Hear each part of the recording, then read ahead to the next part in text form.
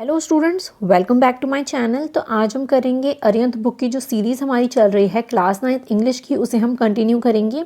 तो आज हम करेंगे पोएम की MCQs, the road not taken के। ठीक है, तो सबसे पहले हम क्या करते हैं, एक्सट्रैक्ट बेस्ड एमसीक्यूज़ हम पढ़ लेते हैं। Read the following extract and answer the questions that follow. Okay, extract कौन सा हमें दे रखा है?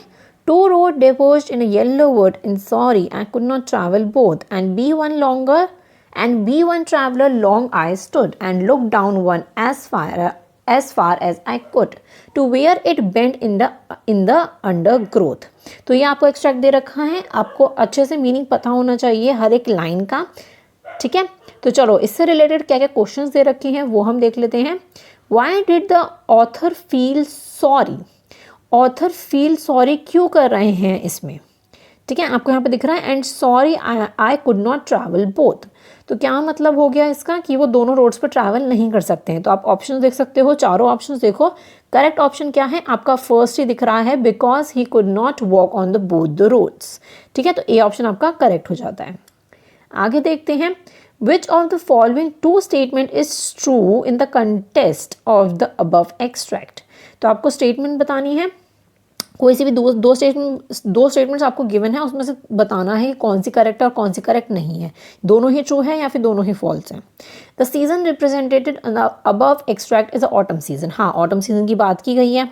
The poet made his choices quickly and choose a road travel by the many people. तो ये स्टेटमेंट तो आपकी सेकंड वाली गलत है, खाली जो फर्स्ट स्टेटमेंट है वो करेक्ट दे रखी है आपको। तो इसके अकॉर्डिंग नीचे आपका ए ऑप्शन हो जाता है, ओनली फर्स्ट इज ट्रू। ठीक है, थर्ड देख लेते हैं, what is the significance of the above extract. इसका सिग्निफिकेंस आपको बताना है। It represent a situation when a people has to cross the wood. Okay, आगे देखते हैं हम क्या ऑप्शंस हमें गिवन है। It represent the real life situations when the people has to make a decision out of two choices. तो यही option आपका करेक्ट है, क्योंकि ये जो पोएम है ये हमें एक रियल लाइफ सिचुएशन के बारे में बताती है कि अगर हमारे पास दो ऑप्शंस होते हैं तो हमें करेक्ट ऑप्शन को चूज़ करना है, जो भी आपको लगता है कि आप फ्यूचर में ये चीज़ करना चाहते हो। ठीक है, तो ये उससे रिलेटेड है, तो बी ऑप्शन आपका करेक्ट हो जाता है। Which word does not correspond to the undergrowth. आपको बताना है कि अंडर ग्रोथ वर्ड से करस्पॉन्ड मतलब मैच नहीं करता है। शर्बी, ग्रीनी, बुशी, ये तीनों वर्ड्स आपके मैच करते हैं। ठीक है, क्योंकि ग्रास की बात की गई है, उसी ग्रास को ऑथर देख रहे हैं, पोएट देख रहे हैं। तो बी ऑप्शन जो है बैरन, ये आपका हो जाता है करेक्ट ऑप्शन। ठीक है, नेक्स्ट देखते हैं fifth, the phrase yellow would represent autumn season. तो ये फ्रेज जो है येलो वुड, ये आपको ऑटम सीजन रिप्रेजेंट करता है, लेकिन कौन सी स्टेज जो है आपकी लाइफ की कंपेयर की गई है? Middle age, young age, old age या फिर टीन एज। तो ये बहुत अलग सा क्वेश्चन है, ये आपको पता होना चाहिए कि येलो वुड एक ऑटम सीजन से रिप्रेजेंट कर रहा है और कौन सी स्टेज की इसमें बात की गई है। इसमें मिडिल एज की बात की गई है। ठीक है, इसमें ऐसा यंग, ओल्ड और टीनेजर जैसा कुछ नहीं बता रखा, इसमें मिडिल एज की बात की गई है। ठीक है, चलो सेकंड क्वेश्चन हम देख लेते हैं। सेकंड एक्सट्रैक्ट है हमारा, then took the other just as fair and having perhaps the better claim because it was grassy and wanted wear though as for the passing there had worn them really above the same. तो ये extract का meaning आपको clear हो गया होगा। आपने poem तो अच्छे से पढ़ी ली होगी, मैं यही चीज़ मान के चल रही हूँ। तो फर्स्ट क्वेश्चन है हमारा, who is the poet of the given extract. आपको हर पोएम का, हर एक चैप्टर का आपको पोएट पता होने चाहिए। तो ये पोएम किसने लिखी है? ये लिखी है रॉबर्ट फ्रॉस्ट ने। तो ये आपका डी ऑप्शन जो है वो करेक्ट हो जाता है। ठीक है, नेक्स्ट देखते हैं, the second road presented a better claim than the first one because. आपको बताना है सेकेंड जो रोड है वो बेटर क्लेम क्यों है फर्स्ट वन से।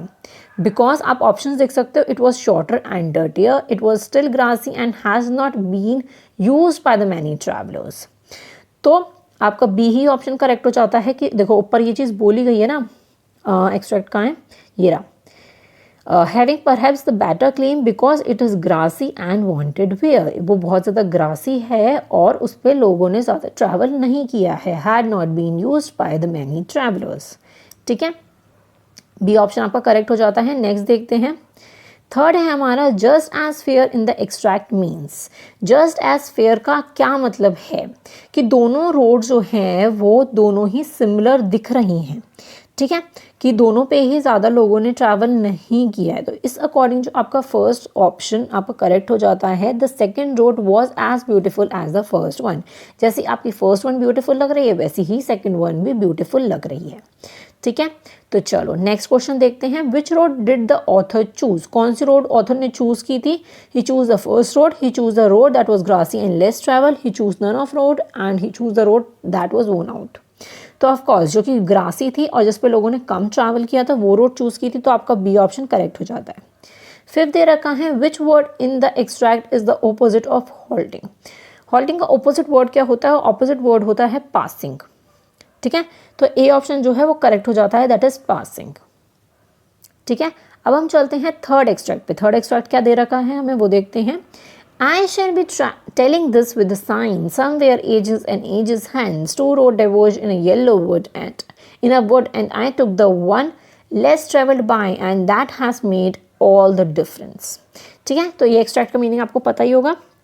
आगे चलते हैं। फर्स्ट क्वेश्चन में क्या दे रखा है? What do you think the poet will sign?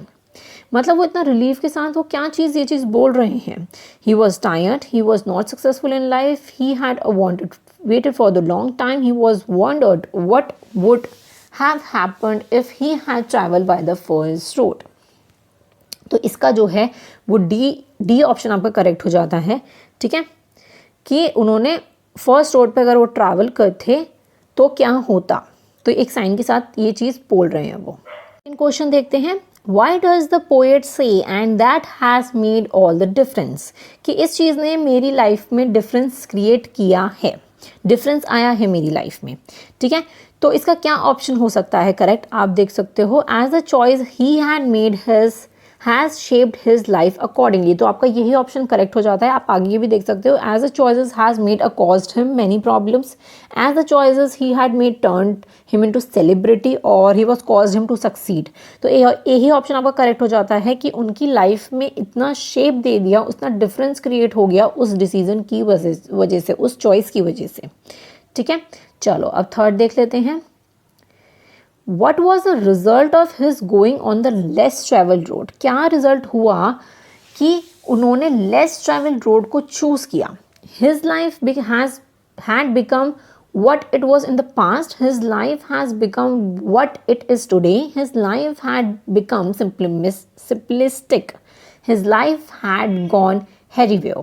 तो आपका जो करेक्ट ऑप्शन हो जाता है वो बी हो जाता है कि his life had become what it is today. जो आज है उनकी लाइफ वो बन पाई, मतलब कि बहुत डिफरेंस क्रिएट हुआ, वो इतना सक्सीड हुए अपनी लाइफ में, ठीक है। तो आपका जो है बी ऑप्शन सही हो जाता है। फोर देखते हैं। The phrase somewhere ages and ages indicates. तो समवेयर एजेस एंड एजेस क्या इंडिकेट करता है? ये अननोन फ्यूचर का इंडिकेट करता है। तो उस अकॉर्डिंग आपका जो ऑप्शन हो जाता है, कौन सा ऑप्शन हो रहा है आपका सी ऑप्शन करेक्ट हो रहा है, that is unknown and unknown future. Fifth देख लेते हैं। What is the poet not likely to say? Poet जो है ये नहीं कहना चाहते थे, नहीं कहा है उन्होंने। I do not agree my choice, ये उन्होंने ये चीज़ कही है। I do not agree my choice, regret my choice कि मैं रिग्रेट नहीं करता हूँ। Only if I had taken the other option. I don't know why I choose this path, मुझे नहीं पता मैंने ये पाथ क्यों चूज़ किया। This is the best time of my life. तो ये चीज़ उन्होंने ये नहीं बोली है, जो डी वाला है ना कि best time of my life, ये लाइन तो उन्होंने बोली ही नहीं है। तो इस अकॉर्डिंग जो है आपका डी ऑप्शन करेक्ट हो जाता है, दैट इज़ ओनली डी, ठीक है। इतना क्लियर हो गया। सारे ही बहुत डिफरेंट क्वेश्चन दे रखे हैं आर्यन बुक में। नेक्स्ट चलते हैं। MCQ which is based on the complete chapter. First दे रखा है what does the poet long stare at the path signifies. तो ये क्या सिग्निफाई करता है कि वो पोएट जो है वो पाथ को बहुत टाइम तक देख रहे हैं, स्टेयर कर रहे हैं। तो the time taken by the people to decide and make a choice, poet loves nature. तो ये सारे ऑप्शंस गलत हैं, आपका यही ऑप्शन करेक्ट है कि लोग जो हैं थोड़ा सा टाइम दे, डिसाइड करे, चॉइस करे कि उन्हें आखिर कौन सा पाथ चूज करना है, ठीक है। In this poem the road signifies, क्या सिग्निफाइज करता है? Better future, past memories, heaven और लाइफ। तो आपका जो ऑप्शन हो जाता है वो डी ऑप्शन हो जाता है, लाइफ को सिग्निफाइज करता है, ठीक है। नेक्स्ट है what is the dilemma of the poet. क्या डिलेमा है? whether he will get time for himself, whether he will be successful, whether he will be able to come back to the second road or not। तो C option आपका correct हो जाता है कि क्या वो सेकंड रोड पर आ पाएंगे वापस या नहीं, ये एक डिलेमा है उनका। ठीक है, तो थर्ड का सी ऑप्शन करेक्ट हो जाता है। फोर्थ है आपका what does the grassy mean in the poem. ठीक है, ग्रासी का क्या मतलब है इसमें? The comfortable road, the road with all the luxuries, well build road, the road which is not used by anyone. तो फोर्थ का आपका डी ऑप्शन करेक्ट हो जाता है कि road which is not used by anyone. ठीक है, चलो फिफ्थ देख लेते हैं हम। What does the phrase wanted wear mean. तो वांटेड वेयर का क्या मतलब होता है? देखो ऑप्शन, आपको पता क्लियर हो जाएगा, आपको देखते ही पता चल जाएगा कि क्या कौन सा ऑप्शन आपका करेक्ट है। That the road is difficult and worth of trying. तो ए ही ऑप्शन आपका करेक्ट हो जाता है कि ये रोड जो है बहुत ज़्यादा डिफिकल्ट है एंड वर्थ ऑफ ट्राइंग है। ठीक है, सिक्स देख लेते हैं। What time of the day is mention in the poem. अब ये बहुत अलग सा क्वेश्चन है, ये आपको याद रखना है कि कौन सा टाइम की बात की गई, कौन सा टाइम ऑफ द डे था जिसमें बात की गई है। तो वो था मॉर्निंग का टाइम। ठीक है, तो ये छोटी छोटी चीज़ें आपको पता होनी चाहिए। 7 देख लेते हैं। Consider the following statement and choose which of them are true. तो इन स्टेटमेंट को देखना है और इसमें से कौन कौन से स्टेटमेंट्स ट्रू हैं वो आपको बताना है। The poet made his decision about which road to take very quickly. ये स्टेटमेंट आपकी रॉन्ग है। The season was autumn, second आपकी करेक्ट है। सेकेंड आपकी करेक्ट है। The poet wish he could travel along both the road. तो ये उनकी विश थी, ये चीज़ भी करेक्ट है। Third one, he took the road which had been used more. ये गलत है, उन्होंने एक लेस ट्रेवल रोड को चूज़ किया था। ठीक है, तो सेकंड एंड थर्ड हो गया, तो इस अकॉर्डिंग आपका बी ऑप्शन करेक्ट हो जाता है। सेवन्थ का B, second and third are true. ठीक है, चलो आगे देख लेते हैं। एथ वाला देख रहे हैं हम। Rearrange the following event as mention in the poem. तो पोएम में आपको कुछ इवेंट्स दे रखे हैं, ये 4E तक दे रखा है, ABCDE पॉइंट्स दे रखे हैं, तो इसमें बताना है आपको, रीअरेंज करना है। ठीक है, तो चलो रीअरेंज करते हैं। Choose the one barely travel, choose the lesser use road has made a great difference, he observe one as far as I he could, the traveller come to a fog in the road, he plan to travel along the previous one some other time. तो देखो सबसे पहले क्या होगा, सबसे पहले आपका D option होगा कि traveller came to the fog in the road. ठीक है, फिर उसके बाद आपका ऑप्शन होगा सी, उन्होंने ऑब्जर्व की रोड को एज फार एज कुड, जैसे कि वो ऑब्जर्व कर सकते थे। तो ये हो गया फर्स्ट, ये हो गया सेकेंड। ठीक है, आगे देखते हैं नेक्स्ट क्या हो सकता है आपका। नेक्स्ट हो सकता है कि ही चूज वन बेयरली ट्रैवल, तो ए आपका थर्ड हो सकता है। ओके, नेक्स्ट क्या हो सकता है? नेक्स्ट हो सकता है कि he plan to travel along the previous one some other time. तो ये चीज़ क्या बोला उन्होंने कि मैं अदर रोड को रख लेता हूँ, प्लान कर लेता हूँ, मैं कभी और ट्रैवल करूँगा। तो ये आपका फोर्थ हो जाता है। नेक्स्ट आपको एक ही बच जाता है, that is B, choosing the lesser use road has made a great difference. Last में बोला गया कि उनकी लाइफ में बहुत ज़्यादा डिफरेंस क्रिएट हो जाता है, तो ये आपका लास्ट हो जाता है। दैट मीन्स क्या ऑप्शन हो जाता है आपका? डी, सी, ए, ई, बी। तो इस अकॉर्डिंग आप ऑप्शंस देखो, तो डी से कहाँ से शुरुआत हो रही है? सी वाला ऑप्शन आपका करेक्ट हो जाता है। ठीक है, नाइन्थ क्वेश्चन है आपका, what is the rhyming scheme of the poem. Poem की राइमिंग स्कीम आपको बतानी है। तो अगर आपको राइमिंग स्कीम नहीं पता है कि कैसे हम देखते हैं, तो आप मुझे कमेंट सेक्शन में बताना, मैं उस पर एक अलग वीडियो बना दूंगी।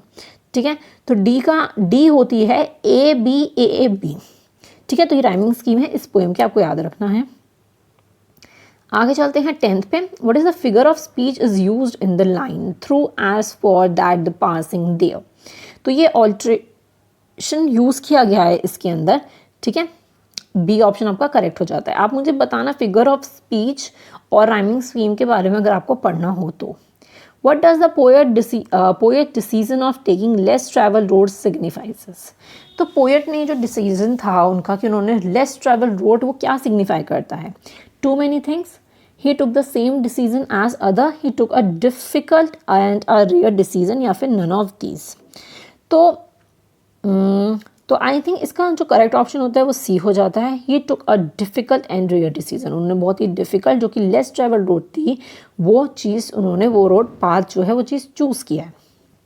ठीक है, तो सी ऑप्शन आपका करेक्ट हो जाता है। तो चलो 12 देख लेते हैं। Which thing decides a person future according to the poem. Poem के अकॉर्डिंग जो है एक पर्सन का फ्यूचर क्या चीज़ डिसाइड करती है? The path one choose to walk, the path one leaves behind the regret and the success. तो of course जो भी हम जिस पाथ पे हम चलते हैं वो चीज़ जो है हमारा फ्यूचर डिसाइड करती है। ये ऑप्शन आपका करेक्ट हो जाता है। 13 देखते हैं, why is the poet asking to be the wise while choosing a pathway. वो ये क्यों बोल रहे हैं कि आपको वाइज रहना चाहिए जब भी आप किसी पाथ को चूज करो? Because it is the only one road, because there is no option of going back, because it is one sided road, या फिर नन ऑफ दीज। तो ऑफकोर्स कोई ऑप्शन नहीं होता। अगर आप एक पाथ पे चल दिए, आपने सपोज अब आप आगे 10th में आगे जाके आपको साइंस लेना है, कॉमर्स में जाना है या फिजिकल एजुकेशन में जाना है, तो अगर आपने एक चीज़ चूज़ कर लिया तो दैट मीन्स आपको उसी पे ही आगे बढ़ना है और वही आपका चीज़ फ्यूचर डिसाइड करेगा, लेकिन आप वापस नहीं आ सकते हो। ठीक है, तो इस अकॉर्डिंग आपका बी ऑप्शन करेक्ट हो जाता है। 14th है आपका, what is the theme of the poem. Poem का क्या थीम है? आपको 4 ऑप्शन दे रखे हैं, आपको बताना है थीम क्या क्या है। देखो, जर्नी ऑफ द लाइफ, तो ये थीम है इसका पोएम का। What one decides when one is at the cross road, ये भी आपका है। At a time when the choices had to be made, the choices has an impact on the future of the person. तो ये सारे ही आपके theme हो जाते हैं। तो इस अकॉर्डिंग जो आपका डी ऑप्शन करेक्ट हो जाता है, दैट ऑल ऑफ दीज। तो ये लास्ट क्वेश्चन है, द इंटायर पोएम इज, पूरी इंटायर पोएम क्या है? एक मेटाफॉर है, मेटाफॉर। ठीक है, तो आपका बी ऑप्शन करेक्ट हो जाता है। मुझे आपको कमेंट सेक्शन में बताना है कि आपको फिगर ऑफ स्पीच और राइमिंग स्कीम पर आपको वीडियो चाहिए या नहीं चाहिए। ठीक है, मैं बहुत ही अच्छे से सिंपल तरीके से सारी चीज़ें एक्सप्लेन कर दूंगी जिससे आपको याद रहे। ठीक है, तो आई होप आपको ये पोएम की एक्सट्रैक्ट बेस्ड क्वेश्चंस और जो फुल चैप्टर बेस्ड MCQs आपको गिवन थे अरिहंत बुक में आपको क्लियर हो गए होंगे। वीडियो पसंद आई हो तो प्लीज़ लाइक कर दीजिएगा, और टेलीग्राम पे, इंस्टाग्राम पे और जो हमारा फेसबुक पेज है लर्न विद शेफाली, जो कि आपको डिस्क्रिप्शन में सबका लिंक मिल जाएगा, मुझे फॉलो करना मत भूलना। ठीक है, तो चलो अब हम मिलते हैं नेक्स्ट वीडियो में। सब्सक्राइब ज़रूर कर लीजिएगा अगर सब्सक्राइब ना किया हो। Thank you so much and bye bye.